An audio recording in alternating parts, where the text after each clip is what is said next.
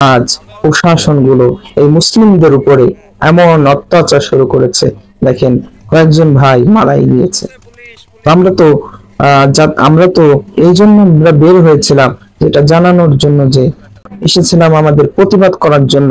মুসলিম বাংলাদেশের 96% মুসলমানের দেশে কেন তারা এভাবে, কেন তারা সন্দেহের বশে মানুষকে হত্যা করবে? দেখা গেছে তারাই আগুন দিয়েছে, তারাই আগুন দিয়েছে, তারাই ভাঙচুর করেছে, আবার তারাই এই মুসলমানদেরকে হত্যা করেছে। কেন? এই ভাইদের কি দোষ ছিল? ওদের কোন দোষ দেখি না, তারপরেও এদেরকে হত্যা করা হয়েছে। তো দেখা গেছে আজ কয়েকদিন অতিবাহিত হয়ে গেছে, তারপরেও যে মূল যারা অপরাধী তাদেরকে ধরা হয় না। কেন? এতদিন উচিত ছিল মূল অপরাধীগুলোকে ধরে মানুষের সামনে দেখিয়ে দেওয়া, যে দেখেন 96% মুসলমানের দেশে কয়েকজন মাত্র হিন্দু বা অন্য সম্প্রদায় রয়েছে।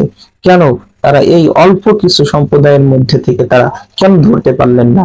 আজ কয়েকদিন অতিবাহিত হয়ে গেল, আর মুসলমান এটার প্রতিবাদ যখন জানাতে এসেছে, এই মুসলমানের উপরে আবার অত্যাচার শুরু।